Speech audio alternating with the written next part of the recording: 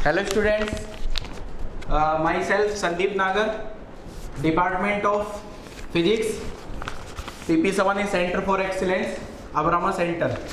तो बच्चों आज अपन नीट वाला पेपर डिस्कस करने जा रहे हैं। नीट वाला पेपर आप सभी लोगों ने आज दिया होगा और होप कि आप सभी का पेपर अच्छा हुआ होगा। फिर भी आप लोग अपने अपने आंसर मैच करा लीजिएगा जरा। मैं क्वेश्चंस आपके साथ डिस्कस कर रहा हूँ। मेरे पास में जो पेपर कोड है, मैं पेपर कोड देख लेता हूँ एक बार कौन सा पेपर है। मीन्स आप लोगों को पेपर आंसर में देख लेना बस, ठीक है ना, क्योंकि ये जो आंसर्स हैं ये हो सकता है अगर आपका कोड अलग हो, अगर कोड अलग होगा ना आपका तो आंसर भी आपके हो सकता है मैच नहीं करें। तो आप एक बार कोड जरूर वेरीफाई कर लेना बच्चों। तो मैं लिख देता हूँ पहले कौन सा पेपर कोड है मेरे पास। तो जो कोड है वो मेरे पास जो कोड है ना बच्चों वो है कोड में जो कोड है ये है E1, ठीक है बच्चों, E1 कोड है अपने पास। तो कोड नंबर E1 के अकॉर्डिंग मैं क्वेश्चन नंबर बोलूंगा और आप लोग चेक करते जाना, ठीक है। तो कोड E1 का नीट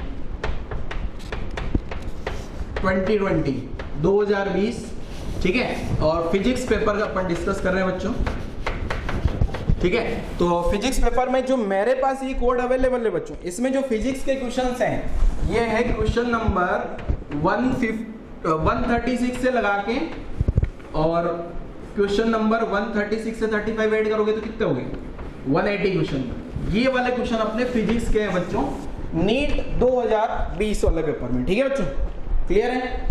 तो वैसे आप लोगों को क्या है ना, क्वेश्चन मैं एक बार क्वेश्चन बोल दूंगा तो आप लोगों को पता लग जाएगा कि कौन सा क्वेश्चन है बच्चों, ठीक है ना।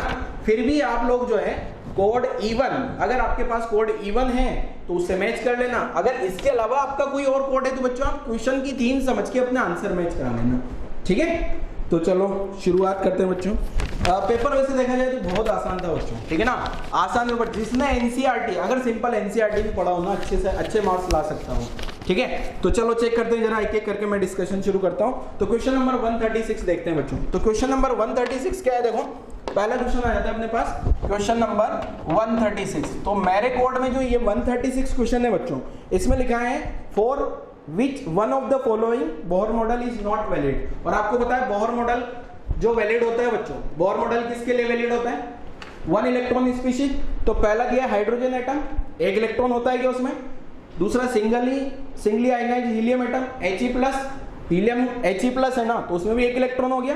ड्यूटेरियम एटम भी 1 इलेक्ट्रॉन। बट ये जो नियोन एटम है बच्चों उसमें 1 इलेक्ट्रॉन नहीं होता। मतलब इसका जो आंसर होगा मेरे कोड के अकॉर्डिंग आंसर 4 है। और ये आंसर 4 का जो मैं ऑप्शन भी लिख देता हूं ताकि आप लोग ये क्वेश्चन ढूंढ के जो आपका जो भी कोड है उसमें ये क्वेश्चन ढूंढ लेना बच्चों, ठीक है। तो ये इसका आंसर है, ये मैंने पूरा लिख दिया है। ये क्वेश्चन नंबर 136 का अपना आंसर हो गया बच्चों, ठीक है। तो बोहर मॉडल 1 इलेक्ट्रॉन स्पीशीज पे वैलिड होता है। बहुत आसान, केमिस्ट्री में भी पढ़ा होगा बच्चों ये आप लोगों ने, ठीक है ना। चलो नेक्स्ट क्वेश्चन नंबर 137 पे मूव कर जाते हैं बच्चों। 137 में अगर देखा जाए बच्चों तो आपसे पूछा है जो इंटेंसिटी है the ratio of contribution made by electric field and magnetic field component to the intensity of electromagnetic wave is. अगर इस क्वेश्चन को अगर बच्चों देखा जाए तो ये डायरेक्ट मैंने आपको बता रखा है इलेक्ट्रोमैग्नेटिक वेव का क्वेश्चन नहीं है। पहला वाला क्वेश्चन आपको पता होगा एटॉमिक स्ट्रक्चर या फिर अगर मैं बोलूं तो मॉडर्न फिजिक्स का। तो ये 137 जो क्वेश्चन है बच्चों ये क्वेश्चन इलेक्ट्रोमैग्नेटिक वेव्स का है। और सिंपल मैंने आपको बता रखा था जितना एनर्जी जो है मैग्नेटिक फील्ड की होती है वही सेम एनर्जी इलेक्ट्रिक फील्ड की भी होती है, ठीक है। चाहो तो आप चेक कर सकते हो 1/2 ε0 E², ये एनर्जी पर यूनिट वॉल्यूम, ये इलेक्ट्रिक फील्ड का, एंड मैग्नेटिक फील्ड का क्या लिख सकता हूं बच्चों B²/2μ0, ठीक है। ये दोनों बराबर करने के लिए आपको क्या करना होगा, एक तो ये फॉर्मूला वैलिड ये वाला फॉर्मूला लगा लेना μ0ε0, और दूसरा जो E=BC वाला फॉर्मूला भी आपको पता होगा, ठीक है। यहाँ ये RMS वैल्यू होती है तो ये B जो कुछ नहीं बोला तो RMS, तो ये सारा वैल्यू आप यहाँ पुट करोगे ना, तो कोई भी एक वैल्यू जैसे इसमें पुट करता हूँ मैं, ये वाला मैं E का वैल्यू यहाँ से लिख लूँ B/C एंड ε0 का वैल्यू यहाँ से लिख लूँ ऊपर से और सिंप्लीफाई करूंगा तो ये दोनों बराबर आ जाएंगे। तो 137 का बच्चों अपना आंसर आ गया। 137 का जो आंसर है बच्चों ये सेकंड आंसर, और सेकंड आंसर का अगर ऑप्शन बोलूं मैं तो 1:1 हो सकता है आपके पेपर में ऑप्शन 2 में 1:1 नहीं हो, क्लियर है बच्चों। तो ये अपना क्वेश्चन नंबर 137 हो गया। नेक्स्ट मूव करते हैं क्वेश्चन नंबर 138। तो 138 में अगर देखा जाए बच्चों, क्वेश्चन नंबर 138 ब्रूस्टर एंगल का है। वैसे तो जो ब्रूस्टर एंगल है ऐसा इसका स्पेसिफिक रीजन बच्चे याद नहीं करते क्योंकि जनरली इसमें कैलकुलेशन नहीं है, बट ये एज ए इंफॉर्मेशन में बोलूंगा। और अगर एनसीईआरटी में आपने ब्रूस्टर एंगल के नीचे जहां ब्रूस्टर एंगल दिया है, क्वेश्चन है वे ऑप्टिक्स का, जहां ब्रूस्टर एंगल दिया उसके नीचे एक सॉल्ड एग्जांपल है, उसमें एंगल जो आ रहा है ना वो आंसर 46 डिग्री के अराउंड आ रहे हैं। तो ऐसा जो है मैं अगर देखूं बच्चों तो उसके अकॉर्डिंग अपन इसका आंसर लिख लेंगे क्या, आंसर थर्ड। मींस जो ब्रूस्टर एंगल है वो 45 डिग्री से ज्यादा एंड लेस देन 90 डिग्री, ठीक है ना। ये इंफॉर्मेशन बेस्ड है, जिसको याद होगा उसका आंसर हो गया होगा, बाकी इसको सॉल्व नहीं कर पाएंगे क्योंकि इसमें कोई कैलकुलेशन तो है नहीं ऐसा करने, ठीक है, इंफॉर्मेशन है। तो नीट में जनरली ऐसे क्वेश्चन पूछे जाते हैं, एक या दो क्वेश्चन इंफॉर्मेशन बेस्ड। तो ये अपना 138 हो गया बच्चों। नेक्स्ट क्वेश्चन 139 पे आ जाता हूं मैं। तो 139 में क्या है बच्चों, आपको दिया है cylinder contains hydrogen gas at pressure of 249 kilo pascal and temperature 27 degree centigrade, its density. तो इसका डेंसिटी क्या होगा देखो बच्चों, तो आपको सबसे पहले तो क्या दिया बच्चों, प्रेशर, ये दिया है 249 किलो पास्कल। तो इसको पास्कल में कन्वर्ट करेंगे तो 249 इंटू 10 पावर 3 पास्कल हो गया बच्चों, ठीक है। और यहाँ पे अगर मैं पुट कर दूं टेम्परेचर 27 डिग्री सेंटीग्रेड, अगर इसको केल्विन में तो 27 प्लस 273 करूंगा तो ये कितना आ गया बच्चों, 300 केल्विन आ गया। साथ में जो आर का वैल्यू कंसीडर करना है ये 8.3 joule mall inverse kelvin inverse, ठीक है। अब मैंने आपको क्लास में बोल रखा है बच्चों एक फॉर्मेट याद रखने के लिए, देखो मैंने ये फॉर्मेट आपको बोला हुआ है P/ρ equal to KT/m equal to RT upon molecular weight. मैंने बोला था ये साउंड वेव में भी अपन ये फॉर्मूला यूज करते हैं, थर्मोडायनेमिक्स में RMS स्पीड में, एवरेज स्पीड में, मोस्ट ओवल स्पीड में फॉर्मूले जो आते हैं ना, वहां मैंने बोला एक फॉर्मूला याद रखो, साथ में ये रिलेशन याद रखो, ये रिलेशन। तो यहां से अगर आपको ये रिलेशन याद हो बच्चों तो इस रिलेशन को यूज करके अपन इसका आंसर निकाल सकते हैं क्वेश्चन नंबर 139 का। तो ये 139 अपना थर्मल फिजिक्स वाले पार्ट का हो गया। तो इसको अगर मैं चेक करूं, मुझे प्रेशर दिया है बच्चों कितना, 249 into 10 power 3 pascal upon density का कैलकुलेशन करना है, आर का वैल्यू आपको कितना है 8.3 कंसीडर कर लिया बच्चों, टेम्परेचर कितना लिख दिया 300 केल्विन। अब ये जो हाइड्रोजन मॉलिक्यूलर वेट किसके लिए लिखना है बच्चों आपको, हाइड्रोजन के लिए। तो हाइड्रोजन के लिए मॉलिक्यूलर वेट कितना लिख लोगे, हाइड्रोजन के लिए जो मॉलिक्यूलर वेट होगा वो 2, अब उसको ग्राम में कन्वर्ट करोगे ना तो -3, ठीक है। तो ये मोल में आ जाएगा क्या, और ये ऊपर वाली मोल यूनिट गायब होगी, और यहाँ से आप डेंसिटी सोल्व करोगे तो मैं डायरेक्ट आंसर लिख देता हूँ, कैलकुलेशन आप लोग कर लेना इसकी, ठीक है। तो ये कैलकुलेशन सोल्व करने पे आती है 0.2, ठीक है, केजी पर मीटर क्यूब। क्लियर है बच्चों। तो ये इस टाइप से अगर मैं 139 का आंसर लिखूं बच्चों, जैसा कि मैं हर एक क्वेश्चन का लिख रहा हूं, तो 139 का आंसर हो गया अपना सेकंड, और अगर किसी को ऑप्शन से जाना है तो 0.2 इसका आंसर हो जाएगा केजी पर मीटर क्यूब, ठीक है। तो यहां तक की कहानी आप लोगों को समझ आई होगी बच्चों आई थिंक, और ये 139 तक के आप आंसर वेरीफाई कर लो बच्चों एक बार, फिर अपन नेक्स्ट मूव करते हैं क्वेश्चन नंबर 140 पे। तो मैं यहां तक रब कर देता हूं, ये लेना।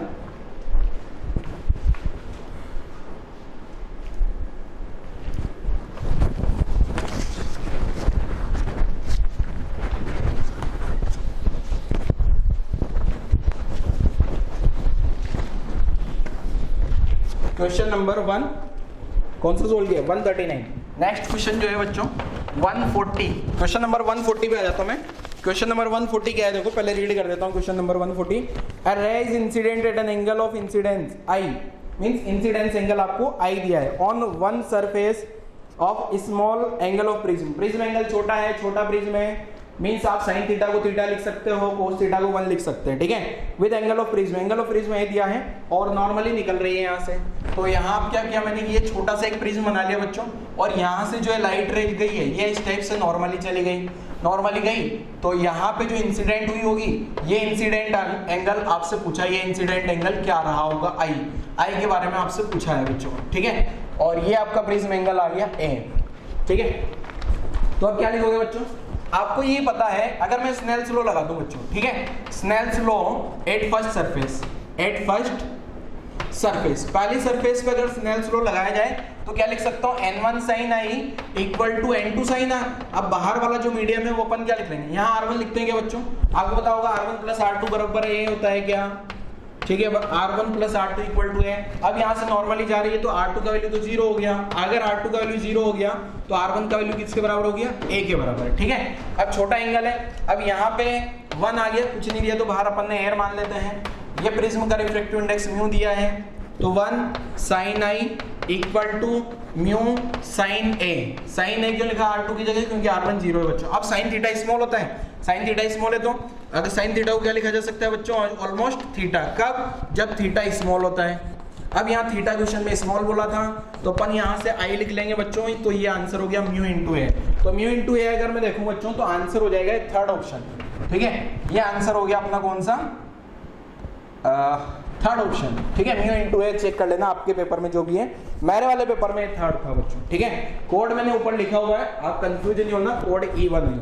ठीक है, म्यू इंटू ए। अब अपन आ जाते हैं बच्चों क्वेश्चन नंबर 141 पे। ठीक है, क्वेश्चन नंबर 141 क्या है देखो जरा बच्चों। तो क्वेश्चन नंबर 141 में सॉल्व कर देता हूँ जरा, तो आप लोगों ने यहाँ तक का सॉल्यूशन मैच करा लेना है। नेक्स्ट क्वेश्चन नंबर 141, तो 141 क्वेश्चन चेक करते हैं जरा बच्चों, क्या है इसका आंसर। तो क्वेश्चन नंबर 141 चेक कर लेते हैं।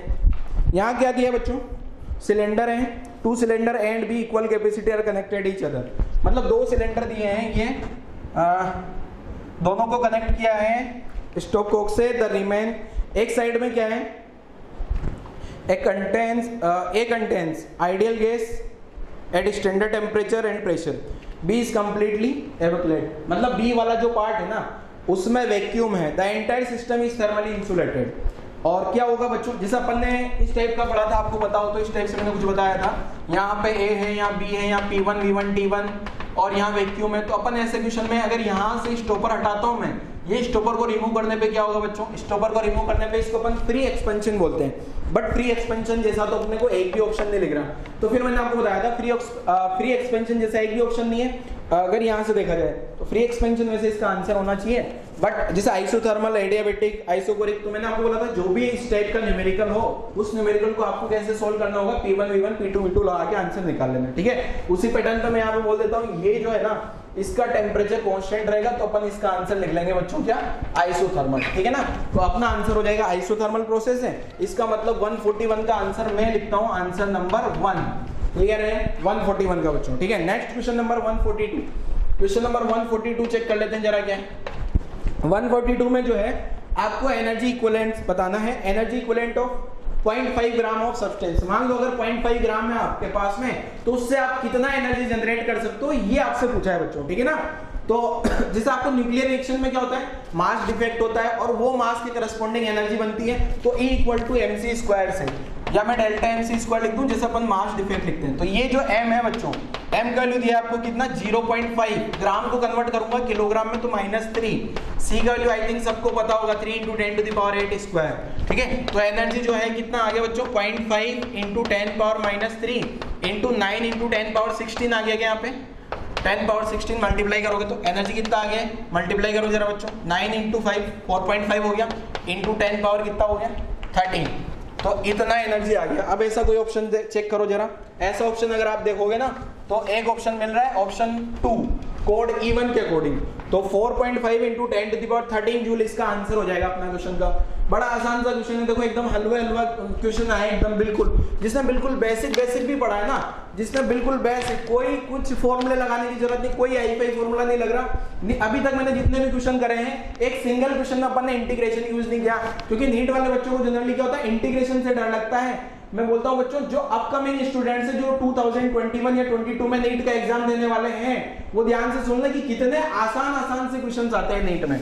ठीक है ना, अगर आप लोग जो है बच्चों, जो नए स्टूडेंट्स हैं अपकमिंग जो नीट का एग्जाम देने वाले हैं 2021 या 22 में, तो वो भी इस पेपर को अटेम्प्ट कर सकते हैं जो 221 में देने वाले हैं, और अपना सॉल्यूशन मैच करा सकते हैं, क्योंकि ऑलमोस्ट आप लोगों का भी बच्चों मोर देन 75% सिलेबस हो चुका होगा। आपका 11th कवर हो गया, 12th आधा हो चुका है ऑलमोस्ट। ठीक है ना, तो आप भी अपने पेपर अटेम्प्ट कर सकते हो, अपने आपका जो कॉन्फिडेंस है उसको बूस्ट अप कर सकते हो कि इतने आसान क्वेश्चन नीट में कैसे आ सकते हैं फिजिक्स। ठीक है ना, तो नेक्स्ट क्वेश्चन नंबर अपन आते हैं 143 पे बच्चों। ठीक है, तो क्वेश्चन नंबर 143 चेक करिए जरा। A body weight 72 Newton on the surface of earth एक ऑब्जेक्ट है, एक बॉडी है जिसका अर्थ की सरफेस पे बच्चों इसका कितना वेट आ रहा है, यहाँ पे अर्थ की सरफेस पे जो वेट आ रहा है वो 72 न्यूटन है।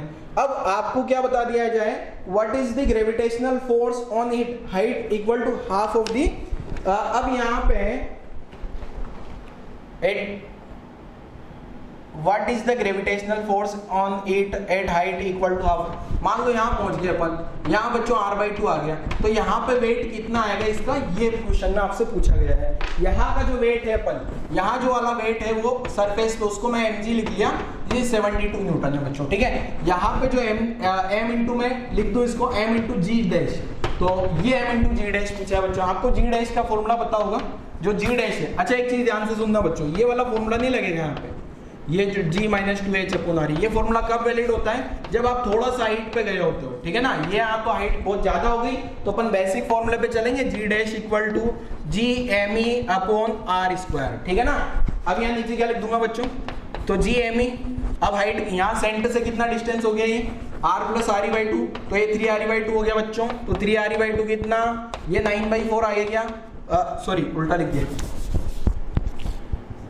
यहाँ स्क्वायर आएगा, ठीक है। तो 2 स्क्वायर तो 4 हो गया, तो 4/9 इंटू Gm/re² आएगा, इसको मैं g लिख सकता हूँ बच्चों, ठीक है। इसको g लिख लिया अपन ने, तो ये जो है mg डैश, m तो वही रहा mg डैश, तो w डैश कितना हो गया बच्चों, w dash m into 4/9 into g, 4/9 into G, means जो फाइनल वेट है 4/9 इंटू इनिशियल वेट कितना 72, तो यहाँ ये कितना हो गया 8 इंटू 9 72, ठीक है बच्चों। तो 8 इंटू 4 कितना आ गया 32 न्यूटन। तो इसका आंसर आना चाहिए 32 न्यूटन, और 32 न्यूटन अगर देखा जाए बच्चों तो ये ऑप्शन में मिल रहा है, कौन सा ऑप्शन, ऑप्शन नंबर 2 में, क्लियर है। तो 143 एंड ये अपना ग्रेविटेशन का क्वेश्चन हो गया, ये अपना मॉडर्न फिजिक्स का क्वेश्चन बोल सकते हैं इसको। तो 143 तक अपन ने कवर कर लिया बच्चों, ठीक है। नेक्स्ट क्वेश्चन नंबर, आप यहाँ तक के आंसर मैच कराते जाइएगा बच्चों अपने, ठीक है। नेक्स्ट आगे बढ़ते हैं, 144 पे आ जाते हैं बच्चों। तो 144 का आंसर क्या होगा चेक करिए जल्दी से। तो क्वेश्चन नंबर 144, तो क्वेश्चन नंबर 144 चेक कर लेते हैं जरा बच्चों। हाँ गया क्वेश्चन, नेक्स्ट पेज, हाँ 144 पे क्या लिखा है question number, solids which have negative temperature coefficient of resistance, means alpha negative किसका होगा। तो ध्यान रखिएगा सेमीकंडक्टर का अल्फा नेगेटिव होता है एक, तो ठीक है सेमीकंडक्टर का अल्फा नेगेटिव होता है। साथ में जो है ना बच्चों अल्फा नेगेटिव इंसुलेटर का भी होता है, अल्फा नेगेटिव किसका, इंसुलेटर का भी। बट ये इंसुलेटर का टेम्परेचर डिपेंड होता है, टेम्परेचर पे डिपेंड करता है, हाई टेम्परेचर पे जाके ये वैल्यू नेगेटिव होती है। साथ में कंडक्टर का अल्फा पॉजिटिव होता है, मींस टेम्परेचर बढ़ाओगे रेजिस्टेंस बढ़ जाएगा कंडक्टर का, क्लियर है। तो इसके अकॉर्डिंग अगर मैं आंसर देखूं बच्चों तो मेरे को जो आंसर लगता है आंसर नंबर 4, ठीक है। नेगेटिव नेगेटिव जो है इंसुलेटर एंड सेमीकंडक्टर दोनों के लिए हो सकता है। नेक्स्ट क्वेश्चन नंबर 145 का आंसर चेक करते हैं जरा बच्चों। 145 में क्या दिया है, phase difference between the displacement and acceleration of particle. बड़ा आसान, x क्या होता है बच्चों, a sin ओमेगा t, और एक्सेलरेशन क्या होता है माइनस ओमेगा स्क्वायर x, तो minus omega square a sin omega t, ठीक है। इसको माइनस को वहां शिफ्ट कर दो तो क्या लिख सकता हूँ बच्चों, omega square sine a sin omega t plus pi. Phase difference देख लो जरा, पाई आ जाएगा, ठीक है ना। तो आंसर हो गया इसका क्या, इन दोनों में अगर आप फेज डिफरेंस देखोगे तो ये पाई आ रहा है बच्चों, और पाई अगर देखा जाए तो कौन सा ऑप्शन मैच कर रहा है, फर्स्ट ऑप्शन, क्लियर। यहाँ तक अपने आंसर मैच करा लो बच्चों। नेक्स्ट आगे बढ़ते हैं, 145 के बाद कौन सा क्वेश्चन आ गया बच्चों, 146, क्वेश्चन नंबर 146, ठीक 146 चेक कर लेते हैं। स्क्रू गेज का लिस्ट काउंट दिया आपको, स्क्रू गेज, अब स्क्रू गेज का लिस्ट काउंट देख लेते हैं जरा बच्चों। तो स्क्रू गेज का लिस्ट काउंट क्या होता है देखो, तो लिस्ट काउंट को शॉर्ट में लिस्ट काउंट LC लिख देता हूं, तो ये क्या होता है बच्चों, pitch upon number of division, short में लिख देता हूं डिविजन्स, ठीक है। तो लिस्ट काउंट आपको दिया है 0.01 mm, क्लियर बच्चों। और आपसे क्वेश्चन में पूछा है पिच, और डिवीजन कितने दिए हैं, 50 डिवीजन दे दिए। क्या क्रॉस मल्टीप्लाई करते आपका पिच नहीं आ जाएगा, ठीक है। तो पिच कितना आ गया 0.01 mm इंटू 15, ठीक है, ये mm है रे, तो पिच कितना आ गया 1/100 mm इंटू 50, तो ये 1/2 बोले तो 0.05 mm, सॉरी 0.5 mm। तो 0.5 mm देखो जरा कौन सा ऑप्शन है बच्चों, 0.5 ऑप्शन नंबर थर्ड। क्लियर? तो ये 146 आंसर आ गया। नेक्स्ट 147 पे आ जाते हैं बच्चों। 147 देखो क्या है, ये अपना क्वेश्चन आ गया बच्चों एरर या प्रैक्टिकल बेस्ड क्वेश्चन। ये अपना सेमीकंडक्टर का क्वेश्चन हो गया और ये एसएचएम का क्वेश्चन हो गया। क्लियर? यहाँ तक की कहानी सभी बच्चों को क्लियर होगी। नेक्स्ट आगे बढ़ते हैं। नेक्स्ट क्या है देखो, कौन सा क्वेश्चन आ गया? 147। क्वेश्चन नंबर 147 में क्या दिया बच्चों? दो गिटार है। गिटार आप लोगों ने बजाई होगी, ठीक है, ए और बी, दो अलग अलग रस्सियां हैं, आर दी सेम मटेरियल, दोनों का मटेरियल सेम है, ठीक है। और आपको बताया जो फ्रीक्वेंसी लिखते हैं बच्चों अपन V/2L, ठीक है, V1/2L √T/μ। अब अगर मान लो टाइट कर दूंगा तो क्या हो जाएगा? टेंशन। देखो पहले क्या है बच्चों, दो वायर है ए एंड बी, दोनों में जो बीट फ्रीक्वेंसी है वो कितनी आ रही है? शुरुआत में beat frequency, initially beat frequency कितनी आ रही है? इनिशियली जो बीट फ्रीक्वेंसी आ रही है 6 हर्ट्ज आ रही है। मतलब इन दोनों का जो फ्रीक्वेंसी का डिफरेंस है वो कितना होगा? 6 हर्ट्ज। और आप अगर क्वेश्चन ध्यान से पढ़ोगे आगे तो ए का फ्रीक्वेंसी आपको दिया है बच्चों कितना? 530 हर्ट्ज, 530 हर्ट्ज। और मुझे बी का फ्रीक्वेंसी पता करना है कितना आएगा। अब ये सुनो जरा, बी का फ्रीक्वेंसी। अब बी का फ्रीक्वेंसी में यहां से देखूं बच्चों, मेरे पास दो आंसर हो सकते हैं। दो आंसर कौन कौन से हो सकते हैं? 6 बढ़ा दो यहां से, 536 हर्ट्ज हो सकता है या तो आंसर, या फिर 524 हर्ट्ज हो सकता है। क्या दोनों ऑप्शन में है? दोनों ऑप्शन में तो आपको कहीं ना कहीं चेक करने का वो मिल जाएगा, चेक करने का ऑप्शन। देखो चेक कैसे करना है बच्चों। अब ये देखो फाइनली क्या हुआ, ये तो इनिशियल कहानी थी, फाइनली हुआ ये है कि टेंशन कम कर दी, बी में टेंशन कम कर दी, टीबी ये कम किया। अगर मैं यहाँ से टीबी कम करूंगा तो बी का फ्रीक्वेंसी भी कम होगा। अब बी का फ्रीक्वेंसी कम होगा, अगर यहाँ से फ्रीक्वेंसी कम हुआ 536 है तो 535 हो सकता है, 534 हो सकता है। तो एक के साथ में बीट फ्रीक्वेंसी कितनी आ जाएगी फिर? अगर ये 535 534 हुआ तो बीट फ्रीक्वेंसी कितनी हो जाएगी? कम हो जाएगी क्या बच्चों? 5 hertz 4 hertz. But beat frequency तो आप क्वेश्चन पढ़ोगे बढ़ रही है 7 हर्ट्ज, मतलब ये आंसर नहीं हो सकता। जैसे मैं यहाँ से क्या करूंगा, टेंशन कैसे की गई है बच्चों? टेंशन कम करा ना, तो टेंशन कम करने से बीट फ्रीक्वेंसी कम हुई होगी, सॉरी फ्रीक्वेंसी बी वाले का फ्रीक्वेंसी कम होगा, तो इसका फ्रीक्वेंसी कम होगा और इसका फ्रीक्वेंसी भी कम होगा, तो ये आंसर तो नहीं हो सकता, क्योंकि इसके साथ 7 हर्ट्ज बीट नहीं मिल सकते, बट इसके साथ 7 हर्ट्ज बीट मिल सकते हैं बच्चों। तो क्यों, अगर 7 लाने ना तो 523 कर दें, 524 है, एक से कम कर दे 523, इसके साथ चला चेक करो, इसका 7 हर्ट्ज आ जाएगा, तो आंसर हो गया अपना 524, ठीक है। तो 524 से आंसर अगर देखा जाए बच्चों तो कौन सा ऑप्शन हो गया? सेकंड ऑप्शन इसका आंसर हो गया 147 का। नेक्स्ट क्वेश्चन 148, ये क्वेश्चन आपका बच्चों वेव्स का था या स्ट्रिंग वेव्स में भी एक particular part string wave, vibration in string, ठीक है। नेक्स्ट वाला जो आ रहा है बच्चों क्वेश्चन सेंटर ऑफ मास का, 5 kg 2 kg दो पार्टिकल है, एक 5 kg मान लिया, दूसरा कितना मान लिया बच्चों? 10 kg। अब दोनों के बीच का डिस्टेंस कितना दिया है? 1 मीटर। यहाँ से यहाँ तक का जो सेपरेशन है ये 1 मीटर दिया है। 2 particle of mass 10 kg and 1 kg respectively are attached by 2 ends of rigid rod of length. Rod का लेंथ, रोड जो है ना हल्की फुल्की है, लाइट मास लेस, 1 मीटर आ गया। अब बच्चों अगर मैं इसको 0,0 मान लूं तो ये 1 मीटर 0 हो जाएगा क्या? अब आपसे क्या पूछा है? Find the centre of mass of the system from 5 kg। तो 5 kg से सेंटर ऑफ मास मान लेते हैं अपन, यहाँ पे सेंटर ऑफ मास, तो सेंटर ऑफ मास का एक्स कोऑर्डिनेट निकाल लेता हूं मैं, तो एक्सीएम क्या लिख दूंगा बच्चों? एक्सीएम आ गया अपने पास क्या?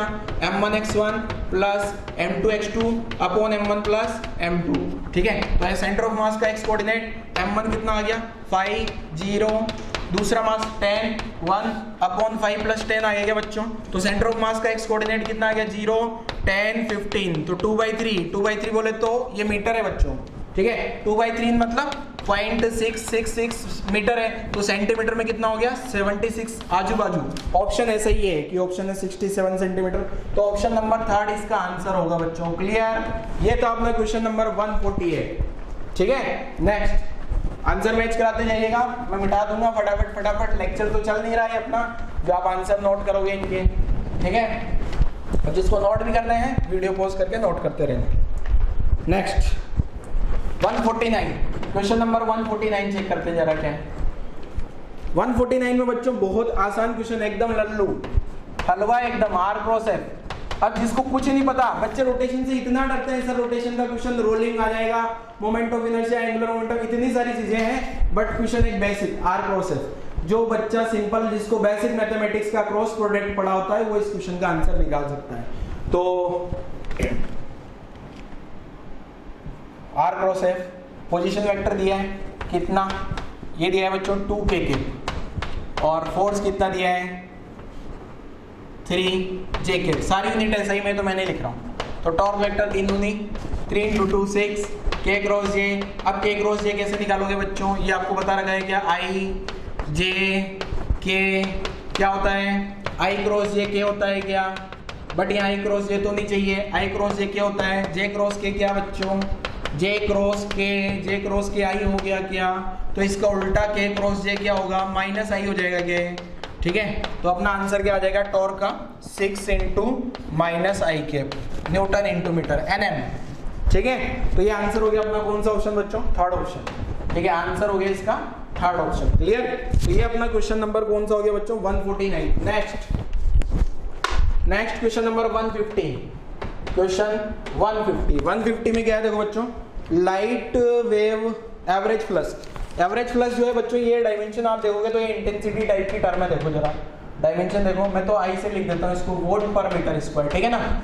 ये ऐसी एक बीम आ रही है बच्चों, लाइट की बीम आ रही है। अब ये लाइट की बीम एक सरफेस पे आ रही है, और वो सरफेस इस सारी लाइट को एब्जॉर्ब कर ले रही है, और उस सरफेस का जो एरिया है वो आपको 20, अच्छा बच्चे यहाँ पे सेंटीमीटर स्क्वायर, ध्यान रखना, ये आपका एरिया जो है बच्चों 20 सेंटीमीटर स्क्वायर है, ठीक है। तो मैं क्या करता हूँ, ये कितना पावर रिसीव करेगा, तो पावर एब्जॉर्ब, ठीक है, कितना पावर एब्जॉर्ब होने वाला है बच्चों, I × L लिख दूं क्या, तो 20 वोट पर सेंटीमीटर स्क्वायर, और 20 सेंटीमीटर स्क्वायर, सेंटीमीटर स्क्वायर ने सेंटीमीटर स्क्वायर को गायब कर दिया, तो पावर कितना आ गया 400 वोट, ठीक है। ये पावर आ गया क्या, पावर। अब मुझे क्या चाहिए, एनर्जी। एनर्जी क्या लिख दूं, पावर कांस्टेंट है तो पावर इनटू टाइम, ठीक है। तो 400 इनटू टाइम कितना दिया है बच्चों, 1 मिनट। 1 मिनट में कितना टाइम होगा, सेकंड में कन्वर्ट कर लें, 60, तो कितना हो गया है 24000 जूल। ये अपना आंसर हो गया। तो 24000 जूल थर्ड ऑप्शन मेरे वाले पेपर में, ठीक है। आप जब भी आंसर चेक करो तो एक चीज ध्यान रखना, आपके पेपर में ऑप्शन आगे पीछे हो सकते हैं, तो बड़े ध्यान से देखना है बच्चों, ठीक है ना। तो 150 तक अपन ने सारे क्वेश्चंस डिस्कस कर लिए बच्चों।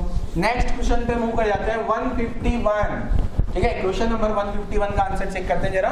क्वेश्चन नंबर 151 का आंसर क्या आ रहा है, ठीक है। तो क्वेश्चन 151 चेक करो जरा क्या है। हाँ, स्फेरिकल कंडक्टर का जो रेडियस है वो 10 सेंटीमीटर दिया है, कोई दिक्कत नहीं है। चार्ज दिया है, what is the magnitude of electric field. ये रेडियस, ये जो आर है ये 10 सेंटीमीटर है, और अगर आप ध्यान से देखोगे तो बाहर वाले पॉइंट पे आपको इलेक्ट्रिक फील्ड का कैलकुलेशन करना है, ठीक है बच्चों, क्योंकि 15 सेंटीमीटर आ गया ना सेंटर से, ठीक है। और रेडियस कितना है, what is the magnitude of electric field. तो इलेक्ट्रिक फील्ड क्या लिखता है, इलेक्ट्रिक फील्ड बराबर KQ/R², ठीक है। तो K का वैल्यू सबको पता है, 9 × 10⁻⁹। अगर किसी को नहीं भी पता हो तो क्वेश्चन में दिया है 3.2 × 10⁻⁷ अपॉन R कितना दिया है बच्चों 15, तो 15 सेंटीमीटर को मीटर में कन्वर्ट कर लिया, ठीक है। तो यहाँ से जो इलेक्ट्रिक फील्ड आ रहा है, ठीक है, इसको आप सिंप्लीफाई करोगे तो कैलकुलेशन तो मैं पूरी कर नहीं रहा हूँ, ये आएगा 1.28 × 10⁵ न्यूटन पर कूलम, ठीक है। तो इसका आंसर आ गया अपना कौन सा बच्चों, सेकंड ऑप्शन, क्लियर है। यहाँ से कैलकुलेशन कर लेना आप लोग। इसमें वैसे भी आपको पावर की कैलकुलेशन नहीं करनी है, बस पावर ही चेंज हो रही है, बाकी तो 1.28 सभी में आ रहे हैं, ठीक है। तो पावर की कैलकुलेशन थोड़ा ध्यान से देख लेना जरा। 152 चेक करते हैं जरा बच्चों, ठीक है। 152 में क्या है देखो, क्वेश्चन नंबर 152। अब कोई रीजन है बच्चों, वहाँ इलेक्ट्रिक फील्ड पोटेंशियल जो है वो 5 वोल्ट कांस्टेंट है क्या। अब अगर 5 वोल्ट कांस्टेंट है तो इलेक्ट्रिक पोटेंशियल जो आपको पता है -dV/dr, तो कांस्टेंट का डिफरेंशिएशन 0, तो इसका आंसर क्या हो गया बच्चों 152 का आंसर 1 हो गया। तो बड़ा ही आसान क्वेश्चन निकला। 153 चेक करते हैं जरा। 153 में क्या है, depletion region, increase in width of depletion region in PN junction diode, reverse bias. तो रिवर्स बायस वाला मेरा ऑप्शन दिया है आंसर 2। देखो कितने, बस आपको बस ये है ना इंफॉर्मेशन पता हो, ठीक है। रिवर्स बायस ओनली, ये इसका आंसर हो जाएगा। क्वेश्चन नंबर 154, 154 चेक करते हैं जरा क्या है।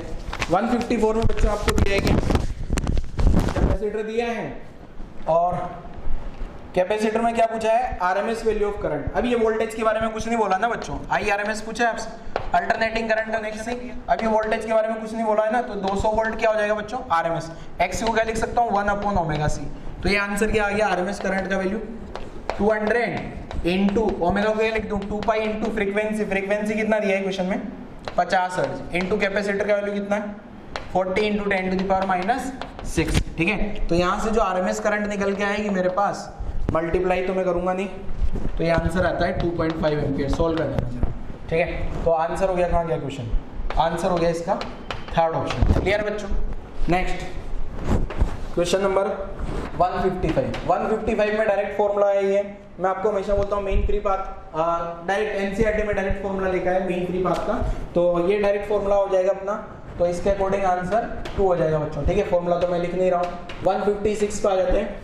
156 क्या है, ट्रांजिस्टर वाला क्वेश्चन है। 156 में देखो क्या है, for a transistor action which of the following statements is correct. कौन सा स्टेटमेंट करेक्ट है, पहला ऑप्शन देखते हैं, base emitter collector region should have same doping concentration. होता ही नहीं है, सबका अलग अलग डोपिंग होता है, इमिटर का सबसे ज्यादा होता है, सबका सेम नहीं होता। पहला ऑप्शन रॉन्ग हो गया। दूसरे पे आ जाते हैं, base emitter collector region should be same size होती नहीं, सबसे ज्यादा कलेक्टर की होती है, ये भी गलत हो गया। Both emitter junction as well as collector junction are forward bias, नहीं होता। ईबीजे फॉरवर्ड बायस, सीबीजे रिवर्स बायस, तो बच्चा एक ऑप्शन करेक्ट ही होगा बेचारा। The reverse bias must be very thin and lightly dope, sorry base reason must be very thin and lightly dope. जो base reason होता है वो क्या होता है बच्चों, हल्की सी डोपिंग होती है और छोटा एरिया होता है, तो आंसर हो जाएगा इसका करेक्ट ऑप्शन बच्चों, फोर्थ ऑप्शन। ठीक है ना, तो आप देखो कितना कंफ्यूज होते हो, सेमीकंडक्टर से कितना आसान सा क्वेश्चन आया। एक क्वेश्चन वो अल्फा वाला था, वो इंफॉर्मेशन थी, दूसरा क्वेश्चन ये है।